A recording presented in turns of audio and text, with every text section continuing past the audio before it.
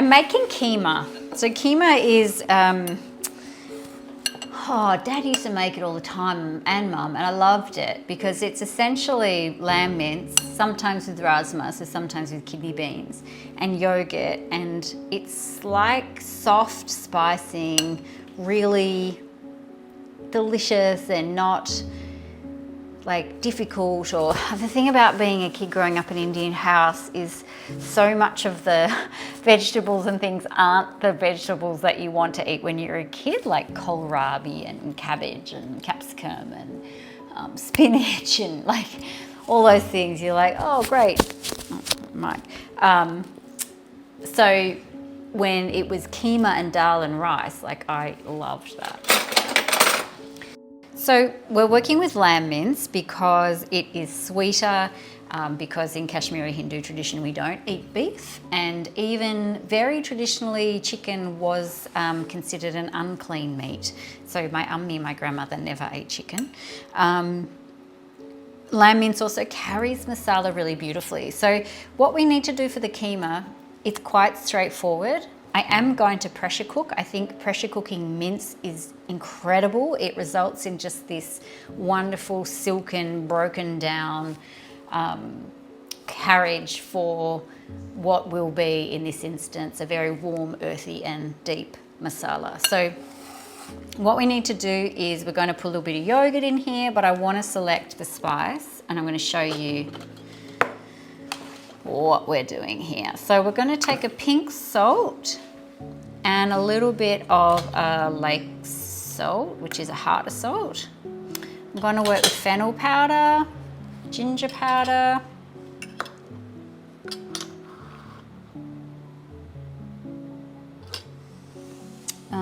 cumin seed, coriander powder, turmeric, a little bit of ground red chili powder, and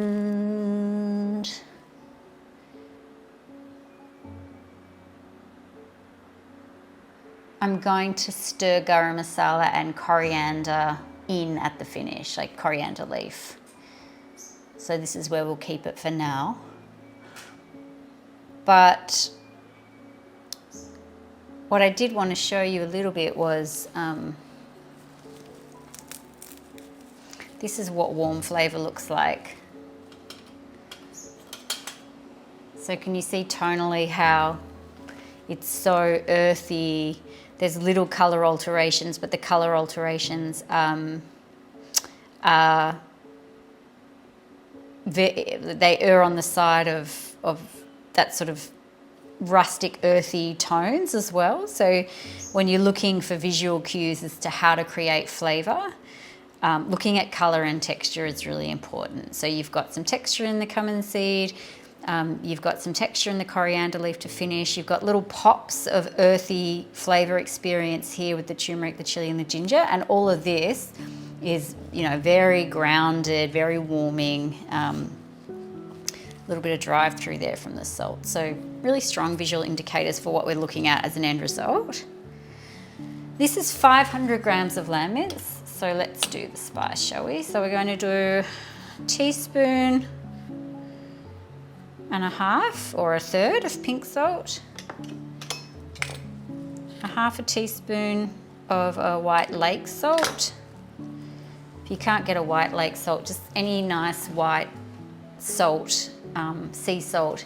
Try to steer clear of table salt, so iodized salt, so you really have quite a brutish impact and not very beautiful sodium flavour. Fennel, 2 teaspoons. So one of the things about fennel powder is it's very warm, has that lovely sweet licorice quality, but it also contributes density as well. Ginger powder. Ooh, fresh ginger too. Okay, so let's add this to the play of textures so you can see a little bit that earthy as well. Half a teaspoon of chilli, because a little bit of heat isn't bad through this. The lamb fat can actually absorb quite a lot of heat without it being overwhelming. A third of a teaspoon of turmeric powder. or turmeric, as someone corrected me recently. 3 teaspoons of coriander powder. Because it's so fluffy and ephemeral, it actually diminishes quite rapidly through the cook. And then like 2.5 of cumin seed there as well. I'm going to microplane in some, where's my microplane? Some ginger, quite a lot. Every time I microplane with this thing, I also microplane my knuckles.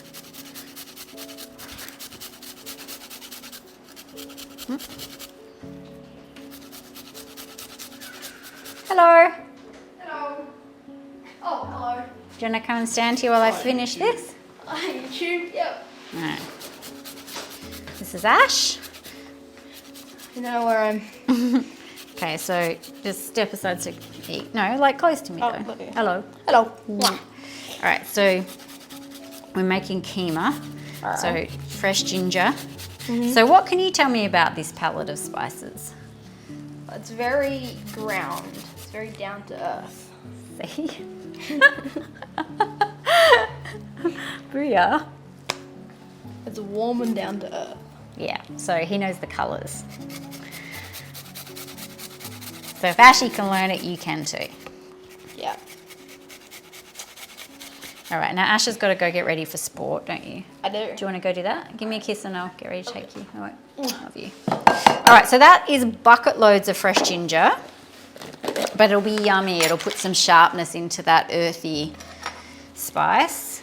And then we're going to use about, whoops, 1/3 of a teaspoon of, Chippy's waiting for his little lamb mince. 1/3 of a teaspoon, oh, maybe that's, sorry, family hour and I'm losing track of myself. 1/2 a cup of yogurt. Massage it through. So we've been cooking vegetables all morning and Chippy's been nowhere to be found. And then we started in with the keema. And look who comes into the kitchen. Not for you, Chip. So the yogurt, sorry. The yogurt tenderises the lamb a little. And the acidity in the yogurt is also a contributing element to the end result of masala. So just really subtle.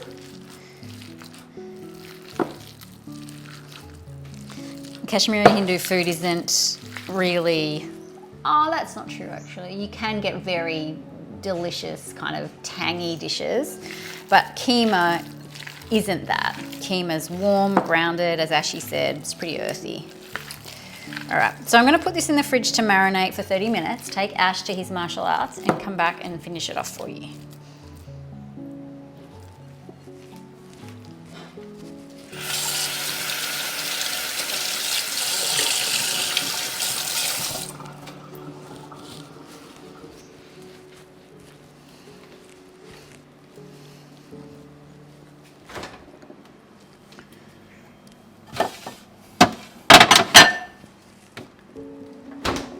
So I've come back from dropping Ashy and here's something I prepared earlier.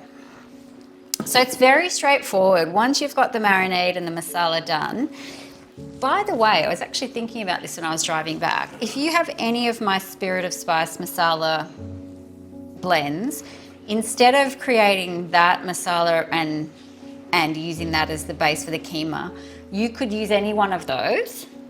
The cinnamon would be the most traditional, but any one of those would work because they're complete blends, all the salts and everything are in them. So the links are always in the description box for that, but yeah, they would work as well. So that's if you've got them, it's a good tip. I think it's a good tip, but you know, maybe that's just me. Okay, so pressure cooker.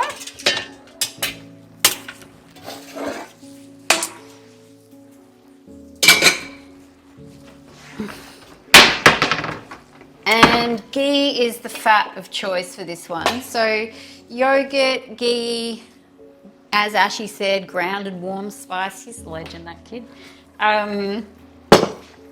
It's a really like soft dish. The ginger, the fresh ginger is the one thing in there that's driving and exciting, and that is the element of texture in this dish.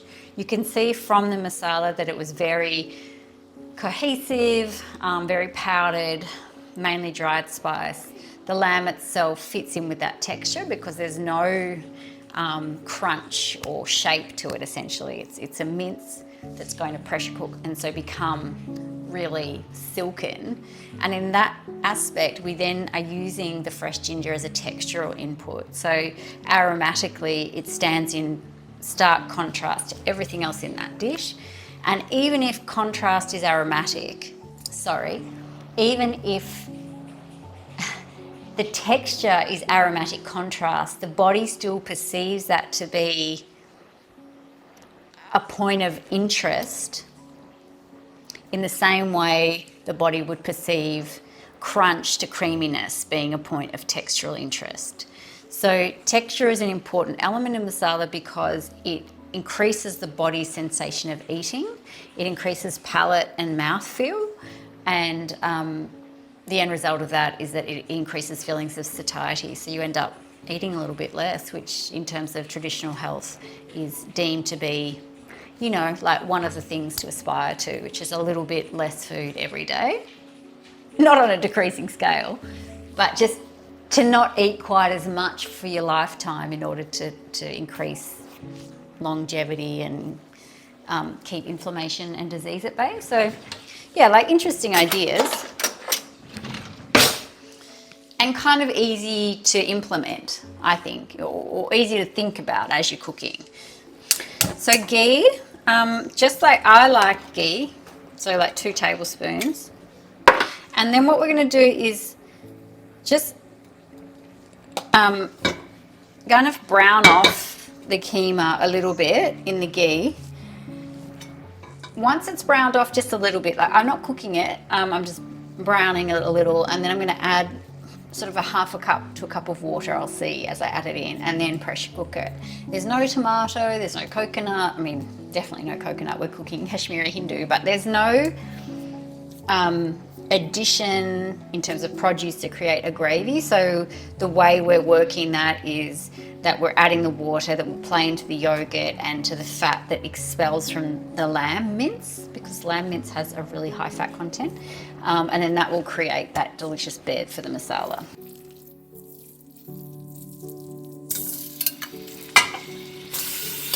Get the sizzle, and then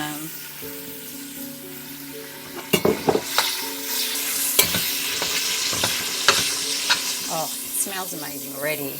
The ghee is so sweet when it heats up.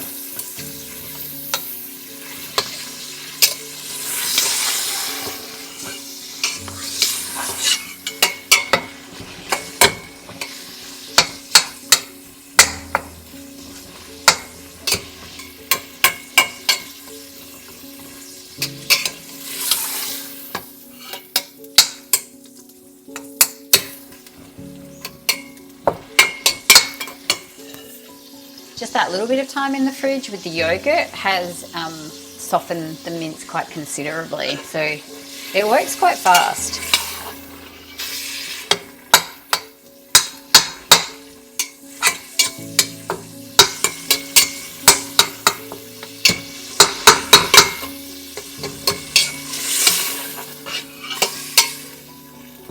And what I'm doing is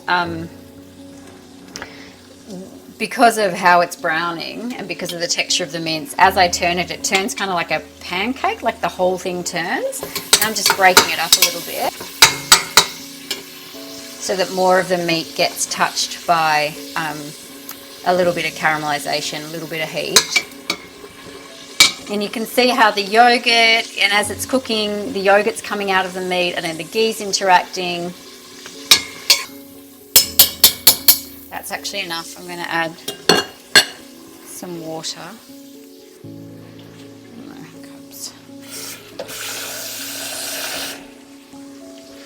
It's like a bit over a cup.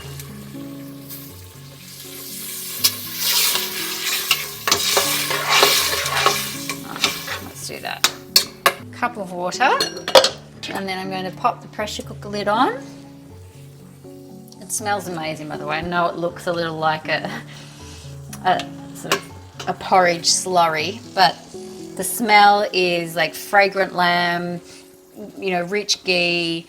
There's an earthy quality to the spice.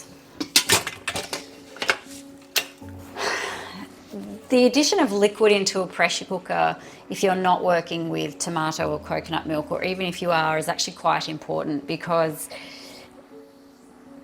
under pressure, if there's not enough liquid in there to create steam, which is essentially how a pressure cooker works, it's creating, by virtue of the heat pressure, it's creating steam, and that's how the food's cooking.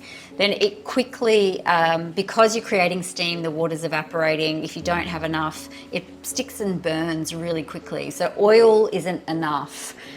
Oil in the base of a pressure cooker won't provide the volume of liquid material needed to perform the cooking function and still keep what's in there from sticking. So almost better to err on the side of a little bit too much if you're not sure, because you can always take the lid off and reduce it a little bit afterwards.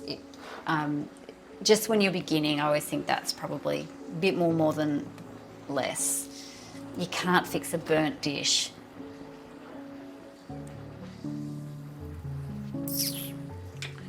Now that's going to take about 20 minutes. So it's been going, oh, there it goes. It's been going for about 15 or 20 minutes. It reached one high whistle, and I let it go twice, actually, 2 whistles. I turned it down. I can smell it. It smells amazing. I'm going to turn it off and just let it sit and depressurize for a little bit on its own. It'll be done then. I'll show you what it looks like. So it's cooled. I've done a lot of videos on pressure cookers and why we let pressure cookers depressurize. So I'll put a link in the bottom. Suffice to say that if you let the pressure cooker depressurize without releasing the steam, all of that goodness in the steam relaxes back into the produce that's in here, and you get a softer, richer, more complete flavour profile. So there we go. Oh, that looks amazing. It hasn't stuck. That's great. Wow, look at that texture. That's crazy delicious. Okay. I'm just gonna taste it. So keema is often quite fatty. It's floating in oil because, you know, well, because it's delicious, but also because the way that the meat is textured, it actually won't, I don't know how to say this. If you have chunks of meat, the oil reacts differently to the protein, and I don't know, maybe I'm just making that up. Maybe I'll just try it. Shut up, Sarina.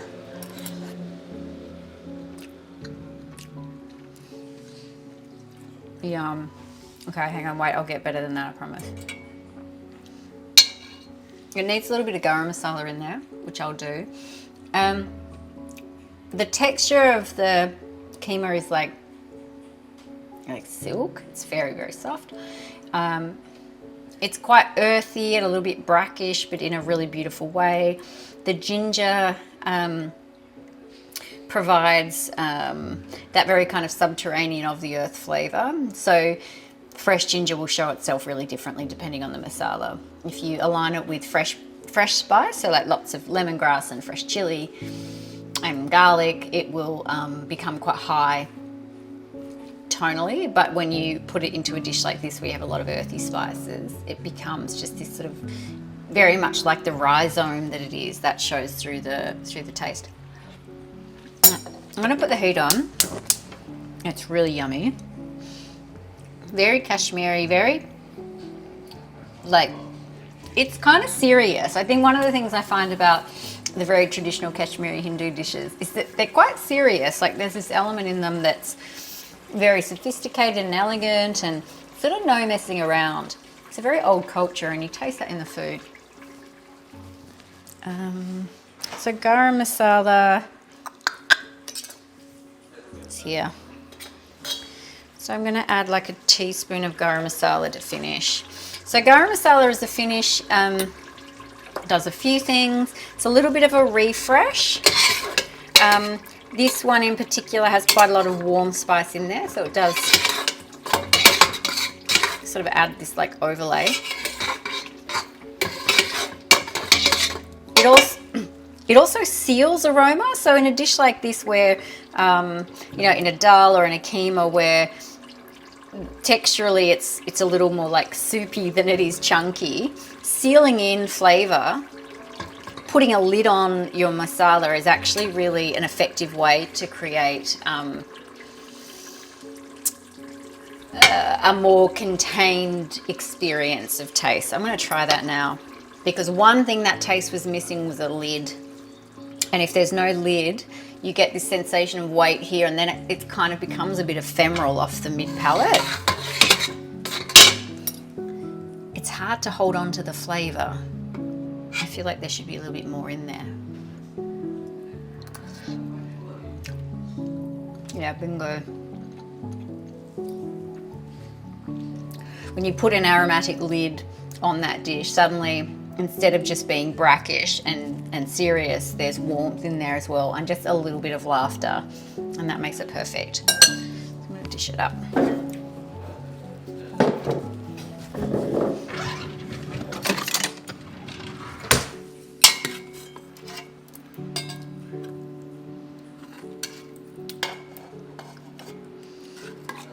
You actually could also stir coriander through this.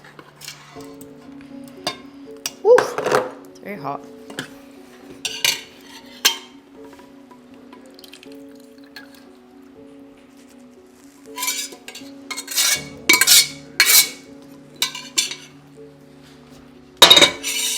I might just put it on the top as a little finish.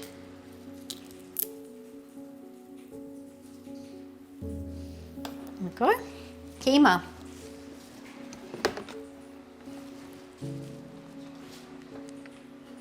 Final thoughts? Oh, no, really. Do I have to have any? No, I mean, it looks incredibly oily in that pot, in that dish, but you know, it's kind of how it is.